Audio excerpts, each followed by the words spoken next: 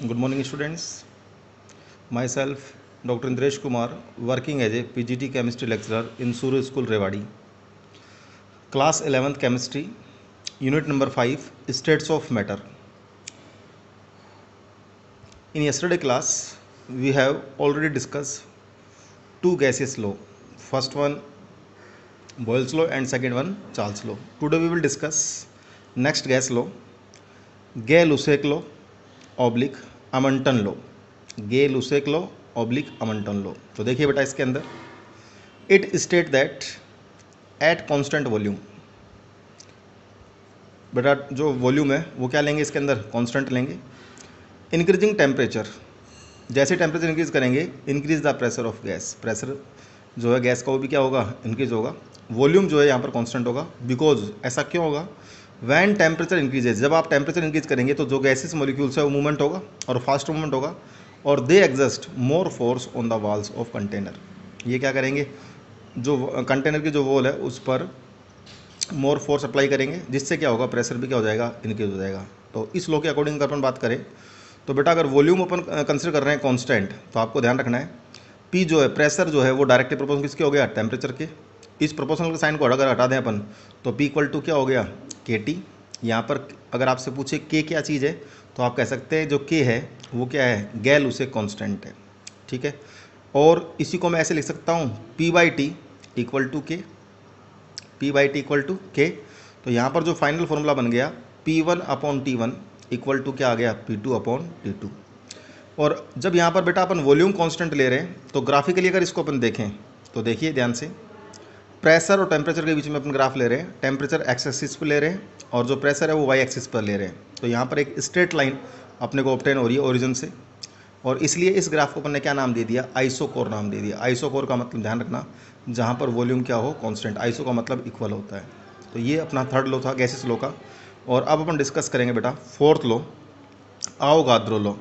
इसके अंदर देखिए it state that, Avogadro law के अंदर क्या होगा, it state that equal volume of all gases contain the same number of moles, यानी इक्वल वॉल्यूम होगी all gases contain same number of moles if there temperature comma pressure are same. तो इसका मतलब क्या हो गया, V proportional to N। V का मतलब वॉल्यूम हो गया, N का मतलब क्या हो गया, नंबर ऑफ मोल्स हो गए। यहाँ पर ध्यान रखना टेम्परेचर और प्रेशर क्या ले रहे हैं अपन, कांस्टेंट ले रहे हैं या क्या ले रहे हैं, सेम ले रहे हैं। तो V इक्वल टू क्या हो गया बेटा, प्रोपोर्शनल को हटा दें तो Kn हो गया, K यहाँ पर कांस्टेंट है और N क्या है, नंबर ऑफ मोल्स है। तो इस तरीके से अपन ने 4 लॉ गैसेस के डिस्कस कर लिए, Boyle's, Charles, Gay Lussac and the last one Avogadro law. और अब आते हैं अपन कंबाइंड गैस लॉ। इसी का अनदर नेम है इक्वेशन ऑफ स्टेट, और इसी का नाम है बेटा ideal gas equation. Important topic है, ध्यान रखना। तो बेटा जो 4 लॉज आपने डिस्कस किए हैं उनकी एक बार समरी देख लें अपन। अगर अपन बॉयल्स लॉ की बात करें, जब अपन टेम्परेचर कांस्टेंट ले रहे थे तो वहाँ पर टर्म्स का नाम क्या लिया था आपने, आइसोथर्म। आइसोथर्म का मतलब बताया था मैंने, आइसो का मतलब इक्वल और थर्म का मतलब टेम्परेचर। जब इक्वल टेम्परेचर होगा तो टेम्परेचर क्या हो गया, कांस्टेंट। तो मैंने आपको बताया था पी इनवर्सली प्रोपोर्शनल होगा किसके, वी के, ठीक है। ऐसे ही सेकंड वन है चार्ल्स लॉ, इसकी बात करें तो वहाँ पर मैंने आपको बताया था प्रेशर कांस्टेंट होगा, प्रेशर कांस्टेंट होगा तो वॉल्यूम प्रोपोर्शनल किसके हो जाएगा बेटा, टेम्परेचर के। ऐसे ही थर्ड अभी जस्ट डिस्कस किया अपन ने गै-लुसेक लॉ, तो इसके अंदर क्या होगा, प्रेशर प्रोपोर्शनल डायरेक्टली होगा किसके, टेम्परेचर के। वी क्या है यहाँ पर, कांस्टेंट है। तो अगर टर्म्स याद रखो, इसमें आइसोथर्म था, इसमें आइसो बार था और इसमें क्या हो गया, आइसोकोर हो गया। ऐसे ही फोर्थ लॉ भी जस्ट अपन पढ़ के आए, V प्रोपोर्शनल टू N, कौन सा, आवोगाद्रो लॉ, जहाँ पर क्या था, प्रेशर और टेम्परेचर क्या थे, कांस्टेंट थे। तो देखिए 4 इक्वेशन आपके पास बन गई। अब अपन यहाँ पर डिस्कस करें, मैं सबसे पहले इक्वेशन फर्स्ट प्लस थर्ड को ले रहा हूँ, फर्स्ट बॉयल्स लॉ और थर्ड गै-लुसेक लॉ। तो दोनों में प्रेशर है, तो P प्रोपोर्शनल हो गया बेटा T बाई वी के, ठीक है। और इसको मैं ऐसे लिख दूँ, V को इधर ले जाऊँ तो V प्रोपोर्शनल हो गया T बाई पी के। इक्वेशन में क्या आ गई, 5 आ गई। ऐसे ही अब मैं ले रहा हूँ इक्वेशन 5 प्लस 4, इक्वेशन 5 तो आपके पास है ही, और 4 देखिए V प्रोपोर्शनल टू N है, दोनों में V है, तो V proportional to N T upon P, ठीक है। P को उधर ले जाऊँ तो P V proportional to N T, और पी वी इक्वल टू क्या आ गया बेटा मेरे पास, प्रोपोर्शनल से बता दिया तो एन आर टी, और आर क्या है यहाँ पर, मोलर गैस कॉन्स्टेंट है। और सपोज अगर यहाँ पर मैं डिस्कस करूँ, ये फाइनल इक्वेशन है, इसको बोलते हैं बेटा आइडियल गैस इक्वेशन, जो न्यूमेरिकल्स में काम आएगा, ध्यान रखना फॉर्मूला।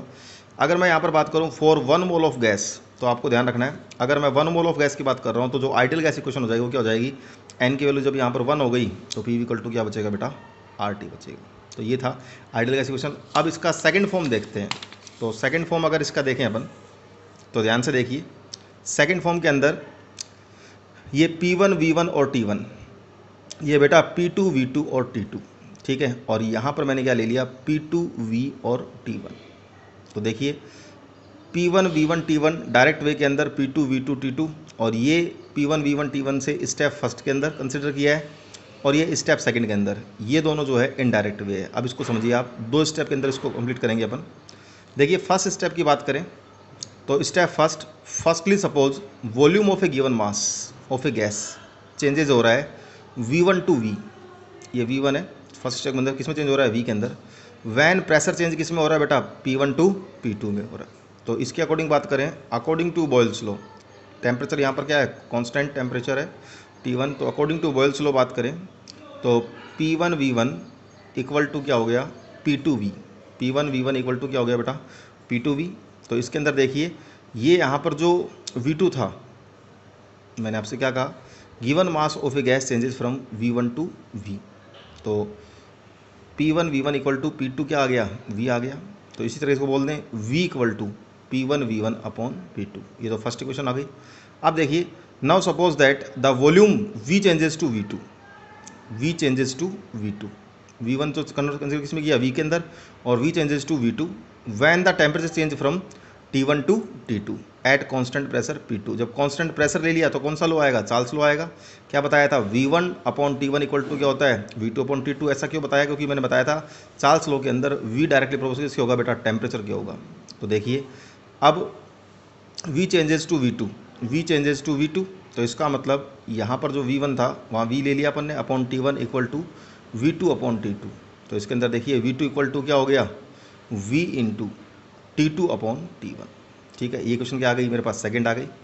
अब देखिए substituting the value of V from equation 1 into equation 2, we have, देखिए V2 इक्वल टू मेरे पास था V into T2 upon T1 था, V की वैल्यू मेरे पास ऑलरेडी प्रेजेंट है P1 V1 अपॉन P2, तो P1 V1 upon P2 into T2 upon T1, जैसे value put up करेंगे मेरे पास तो आपके पास क्या आएगा, P1 V1 upon T1 equal to P2 V2 upon T2। ये भी जो इक्वेशन है न्यूमेरिकल्स में काम आएगी, ध्यान रखना, P1 V1 upon T1 equal to P2 V2 upon T2, ये आइडियल गैस इक्वेशन का सेकंड फॉर्म है।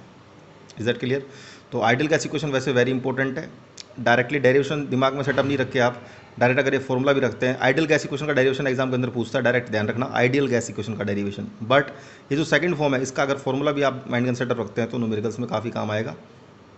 अब देखिए नेक्स्ट इसी के अंदर है आइडियल गैस इक्वेशन के अंदर रिलेशन बिटवीन, अपन बात कर रहे हैं डेंसिटी और मोलर मास ऑफ गैस की बात कर रहे हैं, गैस का मोलर मास और डेंसिटी की बात कर रहे हैं। अभी जस्ट अपन डिस्कस कर रहे हैं, वी नो दैट जो आइडियल गैस इक्वेशन होती है वो क्या होती है, पी वी इक्वल टू क्या होता है, एनआरटी होता है। तो P V equal to NRT होता है, एन क्या है यहाँ पर, number of moles of substance है। तो किसी के भी अगर अपन को मोल्स निकालने हैं तो weight in gram upon molar mass, okay. तो देखिए P V equal to N की जगह वैल्यू पुटअप कर दूँ तो W by M R T आ गया। अब W बाई एम, इस M को उधर ले जाऊँ, V को इधर भेज दूँ तो पी एम इक्वल टू क्या आ गया, W upon V R T आ गया। ये W का मतलब mass upon volume, mass upon volume क्या होता है बेटा, डेंसिटी होता है। तो पी एम इक्वल टू क्या आ गया, डी आर टी आ गया। तो P M equal to D R T आ गया। अपन को तो डेंसिटी और मोलर मास रिलेशन चाहिए, तो डी इक्वल टू क्या हो गया, P M upon R T. तो यहाँ पर अगर डेंसिटी और मोलर मास की बात करें तो क्या वो दूसरे डायरेक्टली प्रोपोर्शनल है, बिल्कुल है। डी प्रोपोर्शनल टू किसके आ गया, एम के आ गया। तो आपको ध्यान रखना है, एक फॉर्मूला ये भी काम आएगा, D equal to P M upon R T. अगर डेंसिटी निकाल रखी हो तो प्रेशर वहाँ पर गिवन होगा, मोलर मास गिवन होगा, आर गैस कांस्टेंट गिवन होगा और टेम्परेचर गिवन होगा। तो ये फॉर्मूला भी बेटा न्यूमेरिकल के अंदर काम आएगा। अब देखिए लास्ट टॉपिक इसका, वैल्यूज ऑफ मोलर और यूनिवर्सल गैस कांस्टेंट, जिसकी क्या है आर। तो देखिए from the ideal gas equation P V equal to क्या बताया था आपको मैंने, एन आर टी बताया था। अब देखिए अपन R की यहाँ पर बात कर रहे हैं, तो R जो गैस कांस्टेंट इसकी अपन बात कर रहे हैं, तो R इक्वल टू क्या हो गया, P into V upon N into T. तो P into V upon N into T हो गया। P की बात करें तो P जो है प्रेशर, फोर्स अपॉन एरिया हो गया, इंटू वी वॉल्यूम, लेंथ का क्यूब हो गया, अपॉन एन का मतलब मोल्स हो गया, टेम्परेचर डिग्री हो गया। अब देखिए फोर्स अपॉन एरिया, तो क्या एरिया को मैं बोल सकता हूँ लेंथ का स्क्वायर, तो फोर्स अपॉन लेंथ का square into length cube upon moles into क्या आ गया डिग्री। तो देखिए ये लेंथ स्क्वायर से लेंथ क्यूब ये कैंसिल हो जाएगा, बचा क्या ओनली लेंथ। तो बेटा ये आपके पास आया force into length upon moles into degree. ठीक है, तो we know that force into length किसके इक्वल होता है, वर्क के इक्वल होता है, यानी एफ इंटू एल किसके इक्वल होगा, वर्क के इक्वल होगा, अपॉन मोल्स इंटू डिग्री।